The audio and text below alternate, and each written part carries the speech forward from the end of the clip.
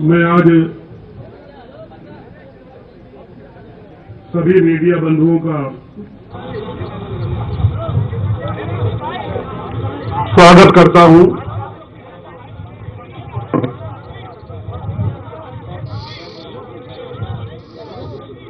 आज ये महत्वपूर्ण प्रेस कॉन्फ्रेंस जिस मकसद को लेकर बुलाई गई है, आप लोग भली भांति परिचित हैं।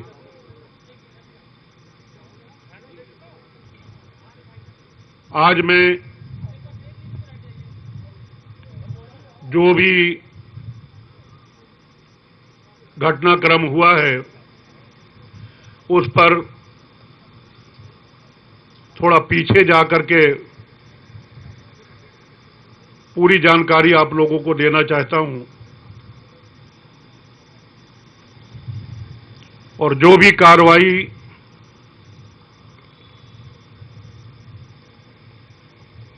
अनर्गल आरोप लगाकर, तथ्यों को छुपाकर, झूठ और फरेब का सहारा लेकर मेरे ऊपर, मेरे बेटे के ऊपर, मेरे साथियों के ऊपर की गई है,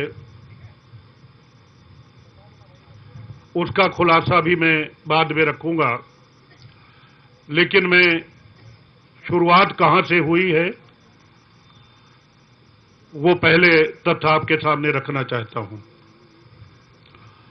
चुनाव के बाद जो अभी 2017 का विधानसभा उत्तर प्रदेश का आम चुनाव हुआ है, उस चुनाव के बाद सुश्री मायावती ने मुझे बुलाया।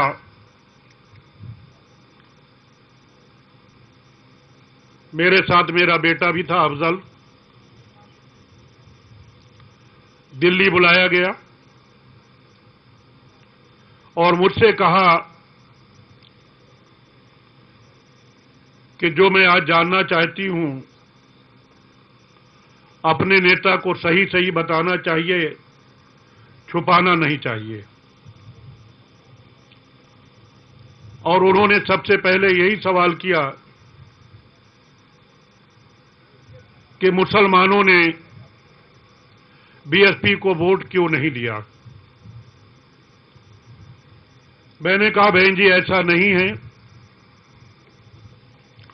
मुसलमानों ने बीएसपी को वोट दिया। असलियत यह है कि जब तक कांग्रेस और सपा का गठबंधन नहीं हुआ था, तब तक मुसलमान हमारे साथ ज्यादा तादाद में था,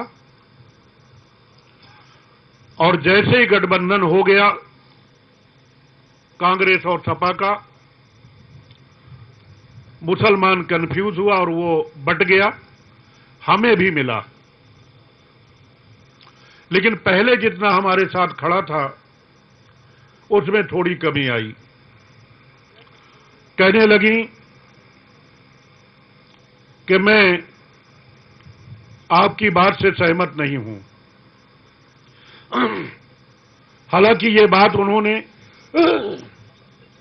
जो मैंने बात अभी कही है, ये बात उन्होंने 19 अप्रैल की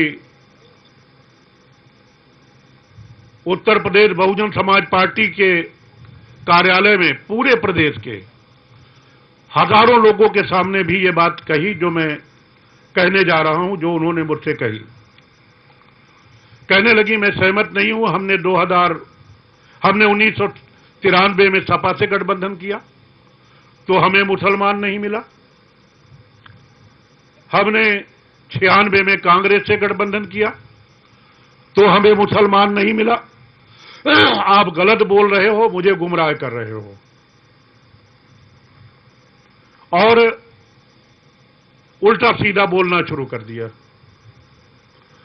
जैसी उनकी आदत है, इससे पहले भी बोला, मैंने समझाया, पहले जो चुनाव हुए, कहा ठीक है भाई भविष्य में नहीं बोलूंगी, मैं भी सहमत हो गया, चलो भाई भविष्य में नहीं बोलेंगी। लेकिन इस बार फिर उन्होंने उल्टा बोलना शुरू कर दिया और बोली कि मुसलमान गद्दार है। यहां तक कि उन्होंने दाढ़ी वाले मुसलमानों को जब ऐसे शब्द से नवाजा और कहा ये कुत्ते मेरे पास आते थे, मैंने कहा ये मेरी मजहब का मामला है, बहन जी आप ये जो बोल रही ठीक नहीं। बोली मैं आपके खिलाफ एक्शन लूंगी। मैंने कहा ले लीजिए, आप एक्शन ले लीजिए, लेकिन आप ये कहें कि वोट नहीं मिला, ठीक है, कोई भी कह सकता है मिला नहीं मिला, लेकिन किसी को इस तरीके से कहना, वो भी दाढ़ी वाले का नाम लेके। बोले बहुत से मुझसे मिलने आते थे। मैंने कहा मैं एक मौलाना को आपसे मिलाने नहीं लाया। बोले मुझसे सतीश चंद्र मिश्रा जी ने मिलाया, फला मौलाना को मिलाया, फला मौलाना को मिलाया, आनंद लेकर के आए। मैंने कहा मैं किसी मौलाना को लेकर नहीं आया। जब मैंने ज्यादा इतराज किया तो बैलेंस करने के लिए थोड़ा वो धीमी आवाज में बोली और कहने लगी कि बैकवर्ड और अपर कास्ट ने भी तो हमको वोट नहीं दिया, उसने भी हमको धोखा दिया। मैंने कहा बहन जी ये मर्जी की बात है, हम कैसे ये कह सकते हैं कि धोखा दिया। कोशिश करना हमारा काम है, अगर कोई वोट नहीं देता है तो इसके लिए हम क्या करें। तो फिर वो बोली कि शेड्यूल कास्ट में पासी ने वोट नहीं दिया, धोबी ने वोट नहीं दिया, सोनकर ने वोट नहीं दिया, वाल्मीकि ने वोट नहीं दिया, कोरी ने वोट नहीं दिया। अब सबको एक लाइन से बुरा भला कहना शुरू कर दिया।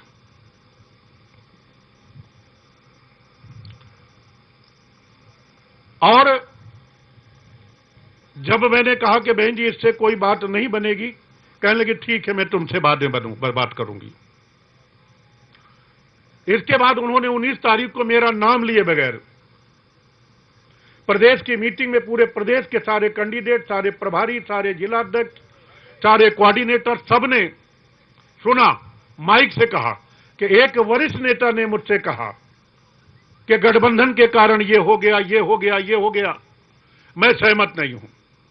अगर गठबंधन किया जाएगा, कांग्रेस और सपा से अगर मैं गठबंधन करती हूं, तो जहां पर कांग्रेस का कैंडिडेट होगा वहां तो मुसलमान वोट दे देगा, जहां पर सपा का कैंडिडेट होगा वहां पर मुसलमान सपा के कैंडिडेट को दे देगा, लेकिन जहां पर बीएसपी का कैंडिडेट होगा वहां बीएसपी को नहीं देगा बल्कि निर्दलीय को दे देगा। ये पूरे प्रदेश ने सुना, यहां जो बैठे हैं लोग, यहां तमाम कैंडिडेट बैठे हैं, उन्होंने भी सुना। शेड्यूल कास्ट के लोगों ने सुना, अपर कास्ट के लोगों ने सुना, बैकवर्ड ने सुना, मुसलमान भर ने नहीं सुना। और वो नेता नाम उन्होंने नहीं लिया, लेकिन मैं ही था। इसके साथ साथ उन्होंने 19 अप्रैल को अपने भाषण में मानवर श्री कांशीराम साहब को जब अपने से नीचा दिखाने का प्रयास किया और अपनी स्पीच में यह कहा कि 1996 में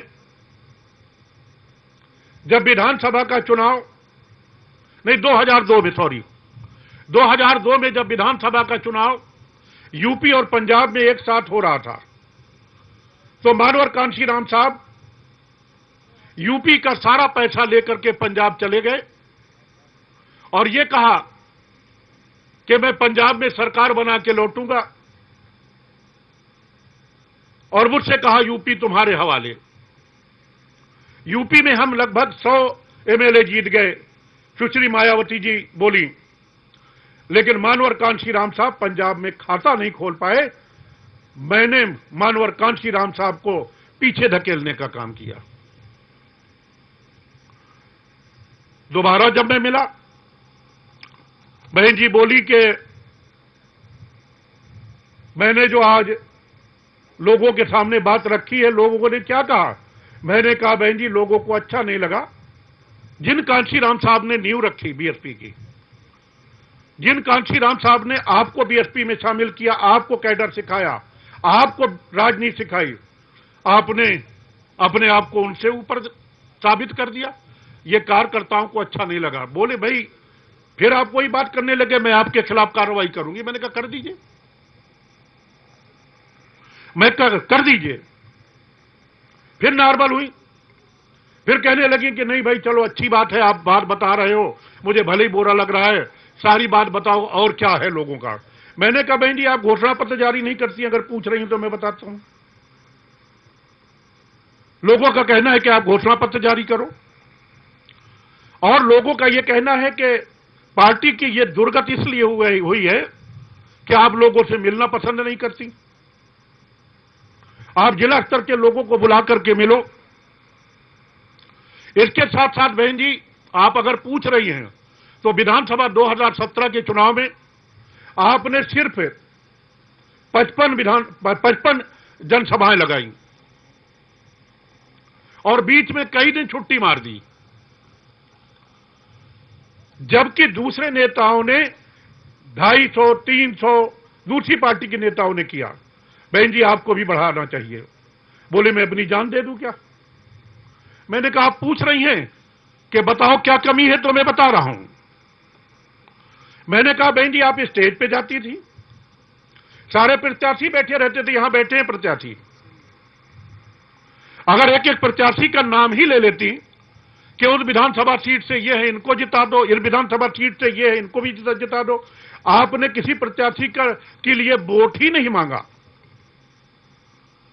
ये भी उनको नाराजगी जाहिर हुई। मैंने कहा बहन जी आपकी सुरक्षा के लिए हमने हमेशा ख्याल रखा। मुझे 34-35 साल हो गए, लेकिन जो अब हो रहा है वो कभी नहीं होता था। ठीक है आप सबकी तलाशी लेकर के अंदर भेजिए, पेन भी रखवा लेती हैं, घड़ी भी रखवा लेती हैं, मोबाइल भी रखवा लेती हैं, हमें इतराज नहीं है, लेकिन ये सबके साथ एक जैसा होना चाहिए। श्री सतीश चंद्र मिश्रा और उनके दामाद की तलाशी लेना तो दूर रहा, जैसे गाड़ी आती है आपका गेट खुल जाता है और उनकी गाड़ी वहां जाके खड़ी होती है, जहां उस पोर्ट पे जहां आपकी गाड़ी खड़ी होती है। तलाशी हो रही है तो सबकी होना चाहिए। हमारी हो रही है ठीक है, लो आप, हम चाहते हैं बिल्कुल लो तलाशी, लेकिन सबकी तलाशी होना चाहिए। यह भी उनको नागवार गुजरा। और इन्हीं सब बातों से वो नाराज चल रही थी। एक दिन मुझे बुलाया, भाई यहां आओ, अकेले आना। मैंने कहा मैं अकेले तो वैसे ही आऊंगा, जिसको आप कहेंगी तभी मैं साथ में लाऊंगा। मैं अकेले गया। कहने लगी कि इस समय पार्टी को पैसे की बहुत जरूरत है। मैंने कहा बहन जी वो तो हमेशा जरूरत पड़ती है, पैसे की जरूरत हमेशा पड़ती है। कहने लगी नहीं भाई आपको इंतजाम करना है। मैंने कहा बताइए, मैंने जो हो सका है, मैंने जो जो कहा मैंने आपकी सारी बात मानी, आपने जो कहा मैंने जी बहन जी के अलावा कुछ कहा ही नहीं। बताइए। बोले 50 करोड़ रुपए की पार्टी को जरूरत है। मैंने कहा बहन जी मैं कहां से लाऊं, मेरे पास तो नहीं है। बोले अपनी प्रॉपर्टी बेच दो। मैंने कहा बहन जी आपको कैश चाहिए ना, मैं अपनी प्रॉपर्टी बेच भी दूंगा तो 50 करोड़ का चौथाई हो जाए तो बड़ी भारी बात है।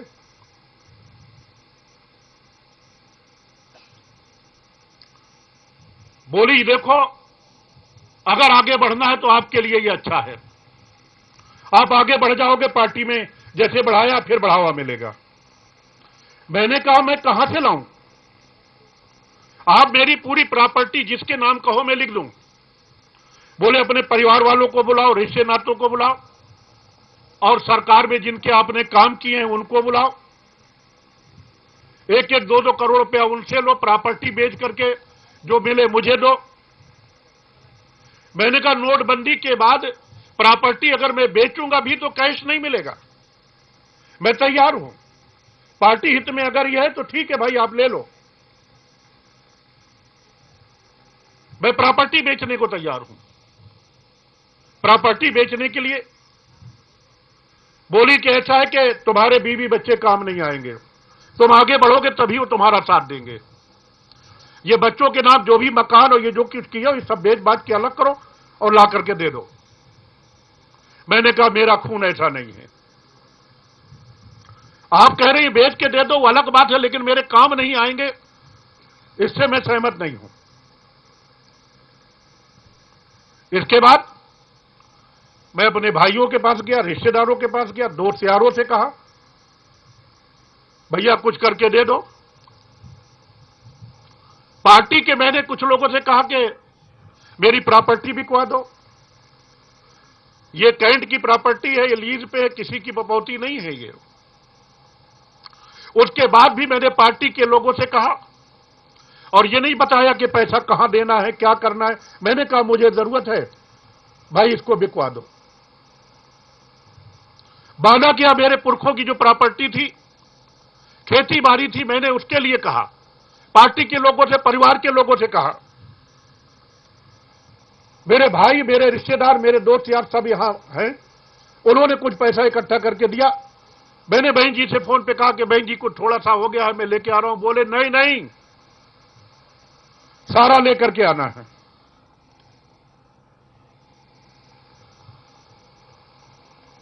मैंने कहा कि बहन जी मैंने 34 साल पार्टी में हो गए, मुझे जो आपने कहा वो मैंने किया, जो आप कहेंगी वो मैं करूंगा। मेरे ऊपर तरस खाइए, मेरे पास नहीं है और इसके प्रमाण मैं अभी दे रहा हूं कि मैंने उनको क्या कहा।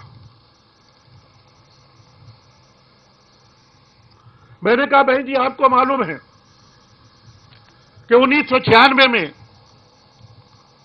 आप बदायूं जिले की बिलसी सुरक्षित थी, उस समय अब जनरल हो गई, आप बदायूं जिले की बिलसी सुरक्षित सीट से चुनाव लड़ रही थी, आपने मुझे इलेक्शन एजेंट बनाया था, मुझे चुनाव प्रभारी भी बनाया था। वोट पड़ने के 5-6 दिन पहले मेरी जब पत्नी से बात हुई, उस समय मोबाइल नहीं थे, मैंने पीसीओ से जाके अपनी पत्नी से जब बात की, मेरे प्रेस मीडिया के बंधुओं मैं कह नहीं सकता हूं, उस समय मेरी 3 संतानें थीं और आज भी 3 हैं। छोटा बेटा मेरा पैदा नहीं हुआ था, मेरे 2 बेटे थे, उनसे बड़ी एक बेटी थी और बेटी की तमन्ना मेरे दिल में हमेशा रही कि एक बेटी होना चाहिए। बेटी की उम्र 8 साल रही होगी। मेरी पत्नी ने कहा कि बेटी बहुत बीमार है, चले आओ। मुझे लगता है कि बचेगी नहीं। मैंने बहन जी से बात की, मैंने कहा बहन जी मेरी सिर्फ एक बेटी है, सबसे बड़ी संतान है मेरी, मुझे जाने की छुट्टी दे दीजिए। बोली तुम चले जाओगे तो इलेक्शन एजेंट बनाना, ये बनाना, वो बनाना, चुनाव फंसा हुआ है, मैं चुनाव हार जाऊंगी, तुम्हें नहीं जाना चाहिए। मैं नहीं गया। दूसरे दिन मुझे खबर मिली कि मेरी बेटी मर गई।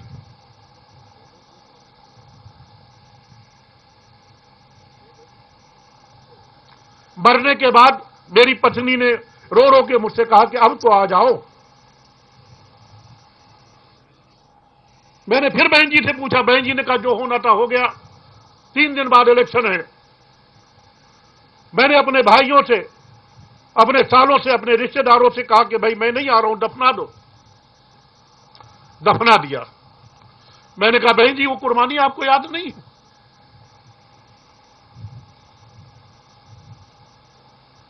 आपने कहा मंडी वाला केस अपने ऊपर ले लेना, मेरा नाम मत लेना, मैंने आपका नाम नहीं लिया। सारे केस आप मेरे ऊपर लगाती रही और आप मुझसे कहती हैं अपने ऊपर ले लो, मैं लेता रहा। आज मेरे ऊपर इस तरीके से आप सख्ती कर रही हैं। आनंद भाई साहब आ गए उसी टाइम पे, मिश्रा जी आ गए, और वहां मैं बता नहीं सकता जो मेरे साथ सुलूक हुआ।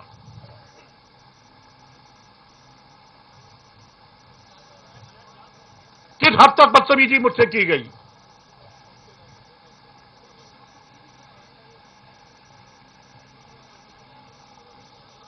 उसके बाद भी मैं कोशिश में लगा रहा। ये बार बार मुझे फोन करती रही, जो काम बताया था क्या किया, उसमें कितनी प्रोग्रेस है।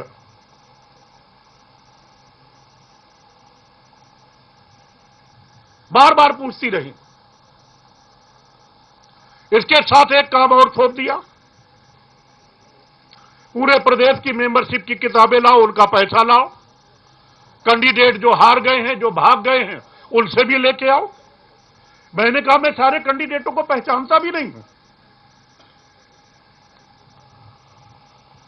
मैं जानता था कि मुझे एक दिन पार्टी से निकाला जाएगा, उसी समय मैं जान गया था। सोशल मीडिया में भी आ रहा था, आपके इलेक्ट्रॉनिक प्रिंट मीडिया में भी आ रहा था कि नसीमुद्दीन सिद्दीकी के पर कतरे गए, मध्य प्रदेश भेजे गए, ये हुआ वो हुआ। मैं जानता था कि मुझे पार्टी से निकाला जाएगा, लेकिन जिस पार्टी को 34 साल मैंने खून पसीने से सींच करके मानवर कांशीराम साहब के साथ काम करते हुए यहां तक पहुंचाने का काम किया था, करोड़ों लोगों ने काम किया पार्टी में। मानवर कांशीराम साहब की कुर्बानी, बाबा साहब की प्रेरणा, उनमें करोड़ों में से एक मैं भी हूं। मैं कोई ये नहीं कह रहा हूं मैं कोई नायक हूं, मैं भी एक छोटा कार्यकर्ता हूं। लेकिन जिस पार्टी के लिए मैंने अपनी मरी बेटी का मुंह नहीं देखा, उस पार्टी को मैं छोड़ करके कैसे चला जाता। मैंने सोचा चाहे ये निकाल दे। जिस पार्टी के लिए मैंने अपनी बच्ची को कुर्बान कर दिया, आपने, मेरी पत्नी 2 महीने मुझसे बात नहीं की, उसने बच्ची को मरने के बाद सब कुछ कर दिया, तो मैं पार्टी नहीं छोड़ूंगा।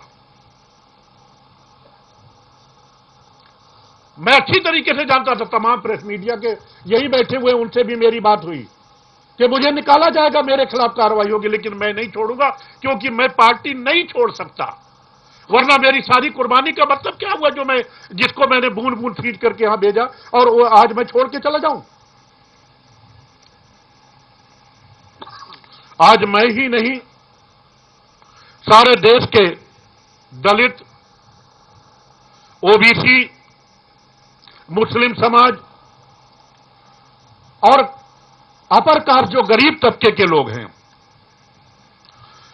मानो श्री कांशीराम साहब और बाबा साहब के मिशन को बिखरते हुए, बर्बाद होते हुए, मिटते हुए, मजबूर होकर के मूक दर्शक बने देख रहे हैं। बीएसपी जानबूझ करके समाप्त की जा रही है,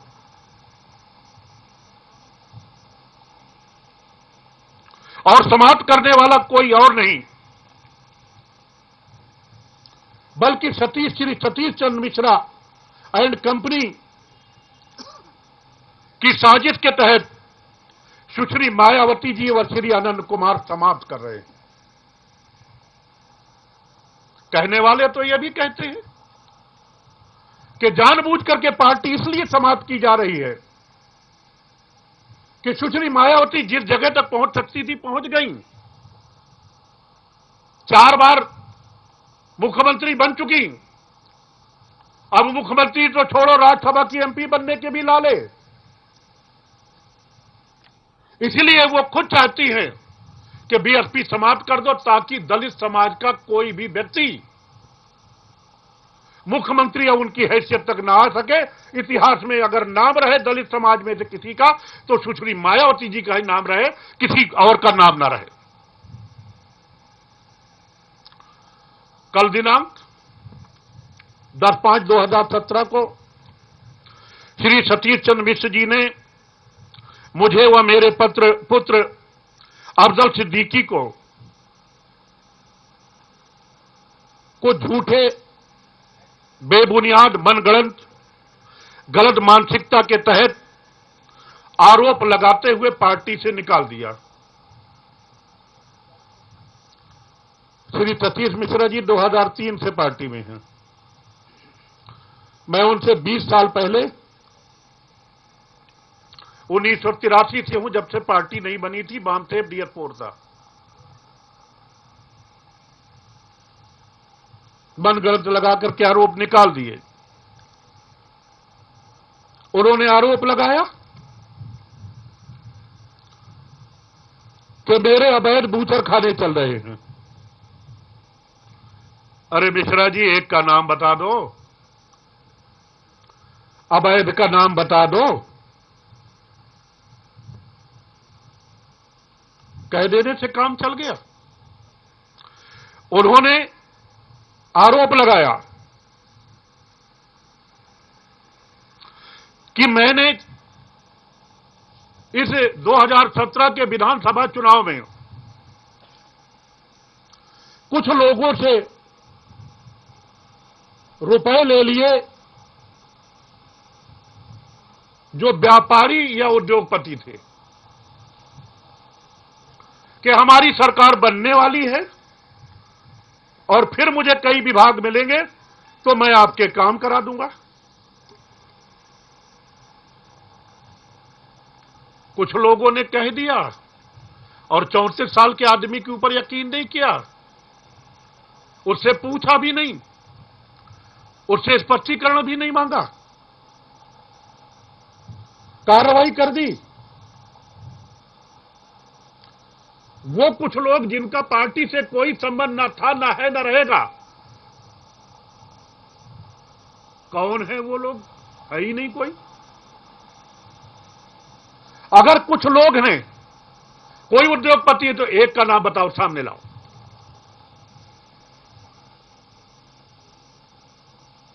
आपने मुझे हत्या के इल्जाम में सजा तो सुना दी, लेकिन मैंने हत्या किसकी की, यह भी तो मुझे मालूम होना चाहिए कि मैंने किसके साथ गलत किया।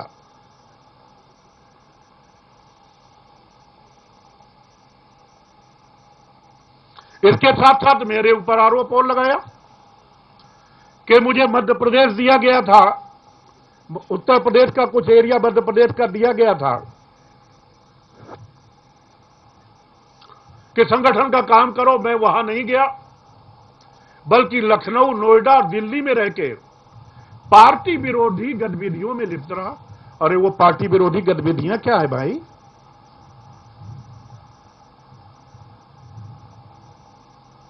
कह रहे हैं कि मैं नहीं गया। अरे मैं नहीं गया नहीं, मुझे सुश्री मायावती ने मना किया कि जाना नहीं। अभी मैं आपके सामने प्रमाण रख रहा हूं।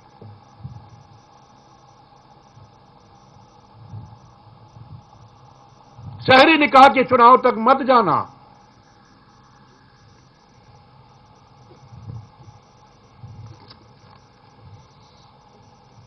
मेरी संपत्ति बेनामी बता दी कि मेरी बेनामी संपत्ति है।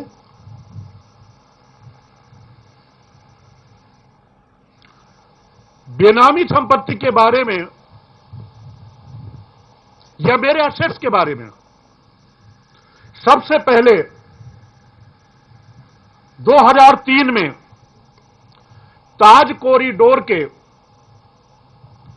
मामले में सीबीआई ने जब जांच किया तो ताज कॉरिडोर के साथ साथ सुश्री मायावती जी और मेरी संपत्ति की जांच की गई, असेट्स की जांच की गई। और जब जांच रिपोर्ट सुप्रीम कोर्ट में सौंपी गई, क्योंकि सुप्रीम कोर्ट के आदेश से जांच हुई थी, तो सीबीआई ने, आज रिकॉर्ड है उठा के देख लीजिए, हमेशा रहेगा, सीबीआई ने यह लिखा कि नसीमुद्दीन सिद्दीकी के खिलाफ कोई असेट्स की गड़बड़ी या संपत्ति, बेनामी संपत्ति या गलत संपत्ति की कोई जांच में शिकायत या कोई नहीं पाई गई, बल्कि सुश्री मायावती जी के उसमें पाई गई, जिनका आज भी आय से अधिक संपत्ति का केस सुप्रीम कोर्ट में विचाराधीन है। सीबीआई ने जांच की 2003 में, नहीं मिला। इसके बाद जब हमारी सरकार बनी, मैं समझ नहीं पाया, सुश्री मायावती ने श्री सतीश चंद्र मिश्रा ने और एक स्वर्गीय हो गया, मैं नाम नहीं लेता, जो मर जाते हैं, साजिश करके मेरी लोकायुक्त की जांच कराई। आय से अधिक की जांच हुई, लोकायुक्त की जांच पे फिर विजिलेंस की जांच हुई, ईडी ने जांच की। जो इसी साल जांच पूरी हुई, विजिलेंस को आय से अधिक छोड़िए, आय से कम संपत्ति मिली। कोर्ट में रिपोर्ट दाखिल हुई, कोर्ट की रिपोर्ट ईडी में दाखिल हुई, ईडी ने जांच खत्म किया, विजिलेंस ने जांच खत्म किया। अब मेरी कौन सी जांच कौन सी रह गई भाई? और है तो आप बता दो, कौन सी मेरी संपत्ति है? और जहां तक इनकी संपत्ति की जांच है, श्री मिश्रा जी, सुश्री मायावती, आनंद कुमार, मैं एक एक जानता हूं, अगर खोल दूंगा तो तमाशा बन जाएगा। 32 साल से जानता हूं। मैं इसलिए कह रहा हूं, मुझे सिर्फ उन्हीं बातों पे जवाब देना है। मेरे पास तो वो सबूत हैं कि अगर मैं खोल दूंगा तो पूरे हिंदुस्तान नहीं, पूरी दुनिया में भूचाल आ जाएगा। लेकिन मैं नहीं खोलना चाहता हूं। अभी मैं वही खोलूंगा जो मुझ पे आरोप लगे हैं। ये आगे आगे चलते जाएं, आरोप लगाते जाएं, मैं खोलता जाऊंगा। किसको जान से मरवाने की क्या प्लानिंग थी सुश्री जी की, प्रमाण के साथ खोलूंगा, प्रमाण के साथ। आगे आगे आप चलते जाओ, मैं खोलूंगा। आज वही खोलूंगा जो मेरे ऊपर आरोप लगे हैं। मैं जानता हूं, मुझसे ज्यादा इनको कोई नहीं जानता। शायद आनंद कुमार भी नहीं जानते होंगे, क्योंकि वो बच्चे थे।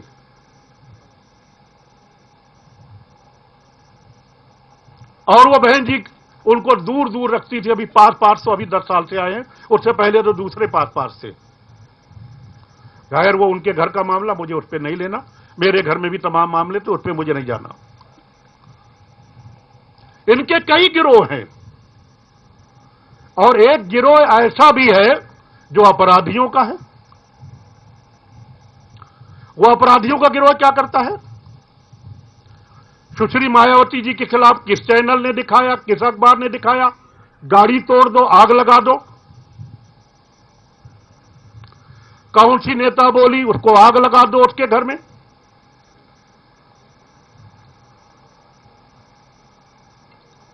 कौन से नेता खिलाफ बोले, उनके बारे में गलत नारे लगवा दो, अब शब्द बुलवा दो, पिटवा दो, जान से मरवा दो। और उस गिरोह के मैं सरगना से लेके एक एक सदस्य को जानता हूं। यह उनके बाएं हाथ का खेल है।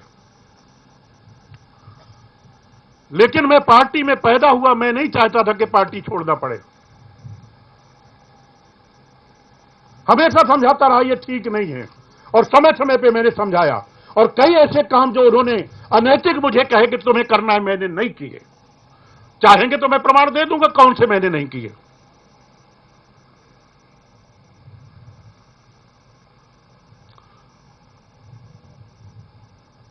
मैं सबकी जन्म कुंडली जानता हूं, और मैं यह भी जानता हूं कि मैं जो आज बोल रहा हूं, तो मेरे बोलने पर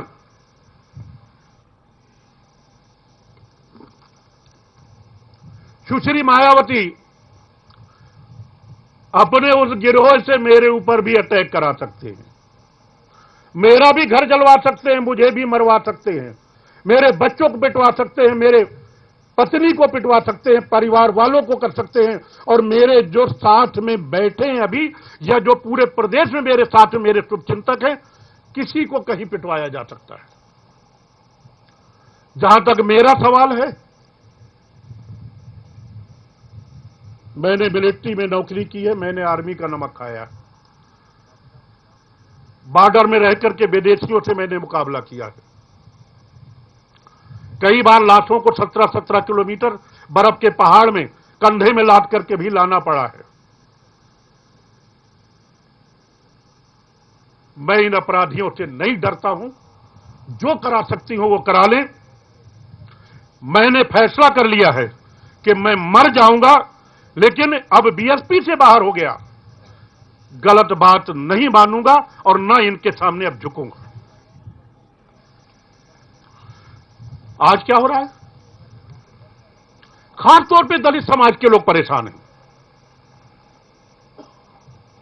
कि श्री मायावती, श्री सतीश चंद्र मिश्रा एंड कंपनी से मिलकर, जिसमें श्री आनंद कुमार भी शामिल हैं, मानो श्री कांशीराम जी के वह बाबा साहब डॉक्टर अंबेडकर के सपने को चकनाचूर और तबाह कर रही है, जिसका खामियाजा अन्य सभी समाज के साथ साथ खासतौर पे दलित समाज सुश्री मायावती एंड कंपनी को भोगने पे जरूर मजबूर करेगा।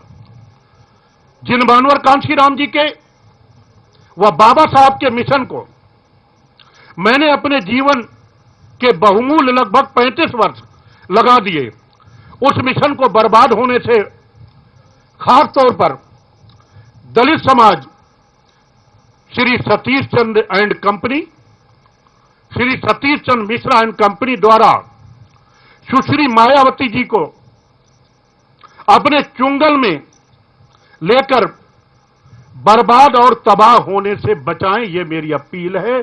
ऐसी मेरी खासतौर पे दलित समाज से अपील है,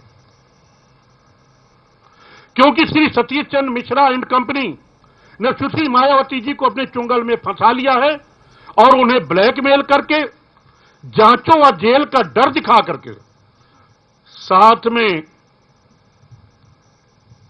बीएसपी के विरोधियों से मिलकर बीएसपी व इस मिशन को श्री सतीश चंद्र मिश्रा एंड कंपनी ने तबाही के कगार में पहुंचा दिया। बस। तो नसीमुद्दीन सिद्दीकी ने कई सनसनीखेज आरोप लगाए हैं मायावती पर, और महत्वपूर्ण यह है कि उन्होंने कहा कि मायावती ने मुस्लिमों को गद्दार कहा।